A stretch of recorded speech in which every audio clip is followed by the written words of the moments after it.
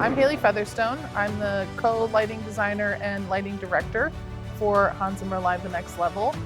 The rest of the lighting team is John Featherstone, who's a co-lighting designer and show creator, Chris Herman, who's a co-lighting designer and programmer, and Zach Boble, who is a front of house tech and Robospot caller. So this is the second iteration of tours that we've done with Hans Zimmer and the whole band.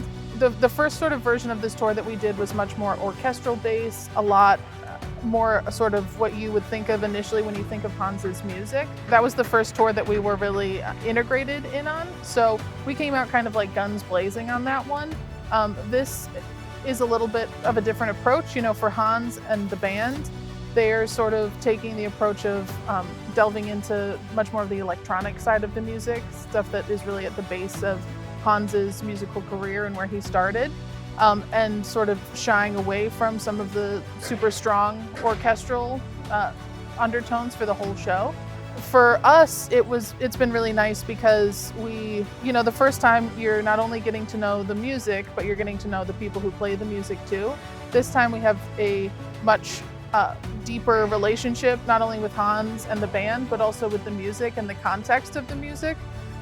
What was made when, who played on it, what it means to them, sort of like the unspoken symbolism and foundation of why things happened the way they did.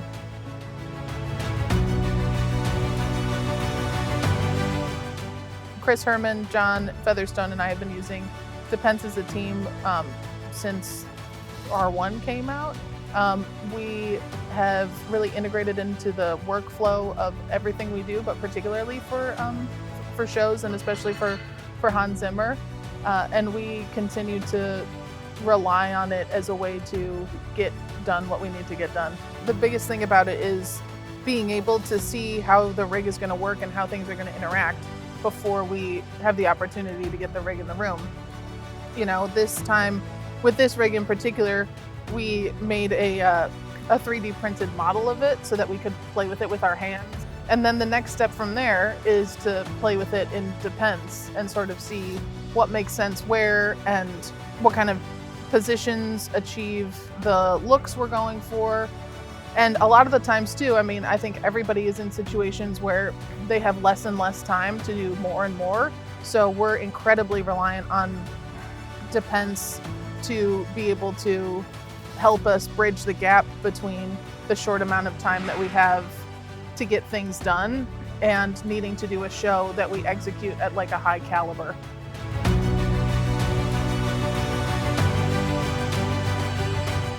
Yeah, no, so Depence is huge for us. We spent 3 weeks pre-vising this show, and we couldn't have done that without Depence. We rely really heavily on accuracy and a strong visual translation between what we're programming and what we're going to see once we get the rig in real life for the first time, and we absolutely couldn't do that without Depence. We send a lot of our Depence records to Hans as we're doing it so that he can give us feedback. He's a very particular guy, very collaborative, but very, very particular, and it wouldn't be worth it if Depence wasn't so accurate, you know? I think that there are no real disadvantages to Depence. I think that it renders stuff incredibly accurately. It integrates really easily with Vectorworks. It is super easy to translate changes that happen in real life into a model in a reasonable amount of time. It's very efficient, and in my experience, it's the best looking model rendering software that we have available for what we're trying to do. You know, the quality of light, the colors, how big beams are, gobo rotation, you know, all that stuff that seems kind of basic. It makes a huge difference when it is reflected as real as possible in the model, because that's where you take something from like being pretty good to like being like great, you know?